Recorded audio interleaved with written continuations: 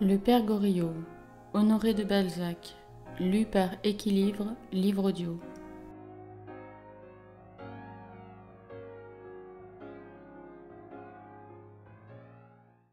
Suite. Mais non, je suis un bonhomme qui veut se crotter pour que vous soyez à l'abri de la boue pour le reste de vos jours. Vous vous demandez pourquoi ce dévouement? Eh bien, je vous le dirai tout doucement quelques jours, dans le tuyau de l'oreille. Je vous ai d'abord surpris en vous montrant le carillon de l'ordre social et le jeu de la machine. Mais votre premier effroi se passera comme celui du conscrit sur le champ de bataille, et vous vous accoutumerez à l'idée de considérer les hommes comme des soldats décidés à périr pour le service de ceux qui se sacrent rois eux-mêmes. Les temps sont bien changés. Autrefois on disait à un brave « voilà 100 écus, tue-moi monsieur un tel », et l'on soupait tranquillement, après avoir mis un homme à l'ombre pour un oui, pour un non. Aujourd'hui, je vous propose de vous donner une belle fortune contre un signe de tête qui ne vous compromet en rien, et vous hésitez. Le siècle est mou. Eugène signa la traite et l'échangea contre les billets de banque. Eh bien, voyons, parlons raison, reprit Vautrin. Je veux partir d'ici à quelques mois pour l'Amérique, aller planter mon tabac. Je vous enverrai les cigares de l'amitié. Si je deviens riche, je vous aiderai. Si je n'ai pas d'enfant, cas probable, je ne suis pas curieux de me replanter ici par bouture. Eh bien, je vous lèguerai ma fortune. Est-ce être l'ami d'un homme? Mais je vous aime, moi. J'ai la passion de me dévouer pour un autre. Je l'ai déjà fait. Voyez-vous, mon petit, je vis dans une sphère plus élevée que celle des autres hommes. Je considère les actions comme des moyens, et ne vois que le but. Qu'est-ce qu'un homme pour moi? Ça, fit-il en faisant claquer l'ongle de son pouce sous une de ses dents. Un homme est tout ou rien. Il est moins que rien quand il se nomme Poiré. On peut l'écraser comme une punaise. Il est plat et il pue. Mais un homme est un dieu quand il vous ressemble. Ce n'est plus une machine couverte en peau, mais un théâtre où s'émeuvent les plus beaux sentiments. Et je ne vis que par les sentiments. Un sentiment, n'est-ce pas le monde dans une pensée? Voyez le père Goriot. Ces deux filles sont pour lui tout l'univers. Elles sont le fil avec lequel il se dirige dans la création.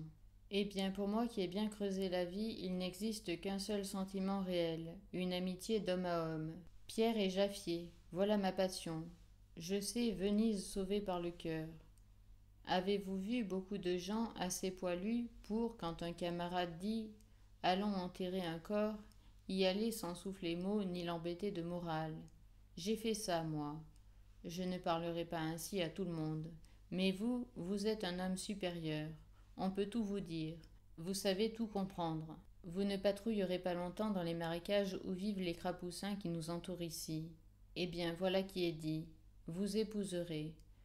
Poussons chacun nos pointes. La mienne est en fer et ne mollit jamais. Hé hé. Vautrin sortit sans vouloir entendre la réponse négative de l'étudiant, afin de le mettre à son aise. Il semblait connaître le secret de ces petites résistances, de ces combats dont les hommes se parent devant eux-mêmes et qui leur servent à se justifier leurs actions blâmables. Qu'il fasse comme il voudra. Je n'épouserai certes pas mademoiselle Taillefer, se dit Eugène.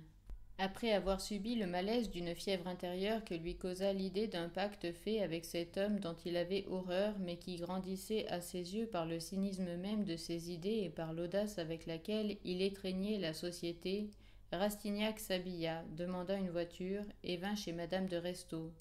Depuis quelques jours, cette femme avait redoublé de soins pour un jeune homme dont chaque pas était un progrès au cœur du grand monde, et dont l'influence paraissait devoir être un jour redoutable. Il paya messieurs de Treille et d'Adjuda, joua au whist une partie de la nuit, et regagna ce qu'il avait perdu. Superstitieux comme la plupart des hommes dont le chemin est à faire et qui sont plus ou moins fatalistes, il voulut voir dans son bonheur une récompense du ciel pour sa persévérance à rester dans le bon chemin. Le lendemain matin, il s'empressa de demander à Vautrin s'il avait encore sa lettre de change. Sur une réponse affirmative, il lui rendit les 3000 francs en manifestant un plaisir assez naturel. Tout va bien, lui dit Vautrin. Mais je ne suis pas votre complice, dit Eugène. Je sais, répondit Vautrin en l'interrompant. Vous faites encore des enfantillages. Vous vous arrêtez aux bagatelles de la porte. 2 jours après, Poiret et mademoiselle Michonneau se trouvaient assis sur un banc, au soleil, dans une allée solitaire du jardin des plantes, et causaient avec le monsieur qui paraissait à bon droit suspect à l'étudiant en médecine. Mademoiselle, disait monsieur Gondureau, je ne vois pas d'où naissent vos scrupules. Son Excellence Monseigneur le ministre de la police générale du royaume. Ah, Son Excellence Monseigneur le ministre de la police générale du royaume, répéta Poiret. Oui, Son Excellence s'occupe de cette affaire, dit Gondureau. À qui ne paraîtra-t-il pas invraisemblable que Poiret, ancien employé, sans doute homme de vertu bourgeoise, quoique dénué d'idées, continuât d'écouter le prétendu rentier de la rue de Buffon, au moment où il prononçait le mot de police, en laissant ainsi voir la physionomie d'un agent de la rue de Jérusalem à travers son masque d'honnête homme. Cependant, rien n'était plus naturel. Chacun comprendra mieux l'espèce particulière à laquelle appartenait Poiret. Dans la grande famille des niais, après une remarque déjà faite par certains observateurs, mais qui jusqu'à présent n'a pas été publiée. Il est une nation plumigère, serrée au budget entre le premier degré de latitude qui comporte les traitements de 1200 francs, espèce de Groenland administratif, et le troisième degré, où commencent les traitements un peu plus chauds, de 3 à 6 000 francs. Région tempérée, où s'acclimate la gratification, où elle fleurit malgré les difficultés de la culture. Un des traits caractéristiques qui trahit le mieux l'infirme étroitesse de cette gente subalterne est une sorte de respect involontaire, machinal, instinctif, pour ce grand lama de tout ministère, connu de l'employé par une signature illisible et sous le nom de son Excellence Monseigneur le Ministre. 5 mots qui équivalent à Il Bandokani du calife de Bagdad et qui, aux yeux de ce peuple aplati, représentent un pouvoir sacré sans appel. Comme le pape pour les chrétiens, Monseigneur est administrativement infaillible aux yeux de l'employé. L'éclat qu'il jette se communique à ses actes, à ses paroles, à celles dites en son nom. Il couvre tout de sa broderie et légalise les actions qu'il ordonne. Son nom d'excellence, qui atteste la pureté de ses intentions et la sainteté de ses vouloirs, sert de passeport aux idées les moins admissibles. Ce que ces pauvres gens ne feraient pas dans leur intérêt, ils s'empressent de l'accomplir dès que le mot son excellence est prononcé.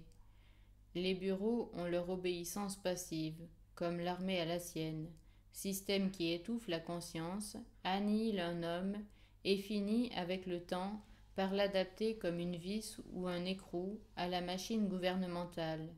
Aussi, M. Gondureau, qui paraissait se connaître en homme, distingua-t-il promptement en Poiret un de ses niais bureaucratiques, et fit-il sortir le Deus ex machina, le mot talismatique de son Excellence, au moment où il fallait, en démasquant ses batteries, éblouir le Poiret, qui lui semblait le mâle de la Michonneau, comme la Michonneau lui semblait la femelle du Poiret.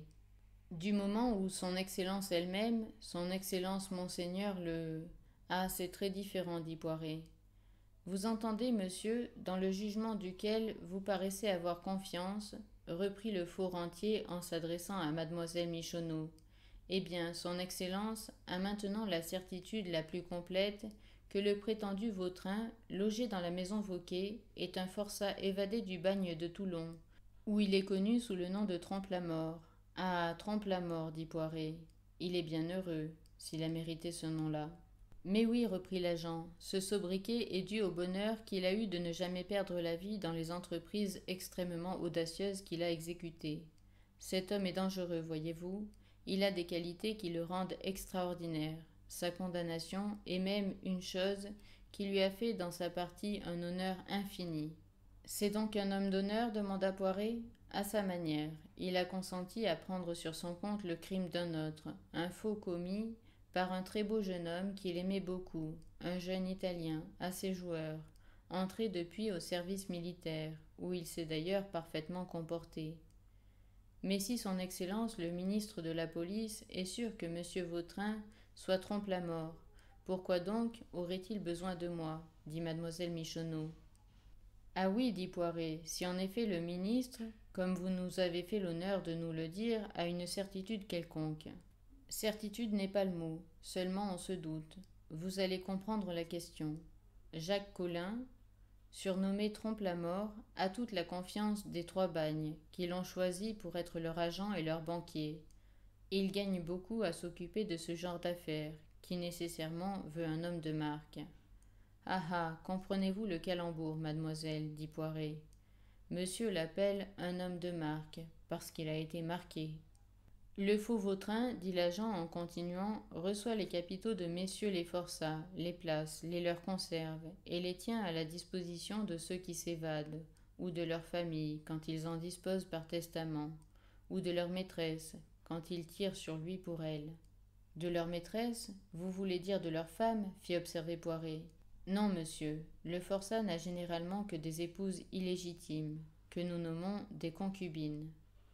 Ils vivent donc tous en état de concubinage? Conséquemment.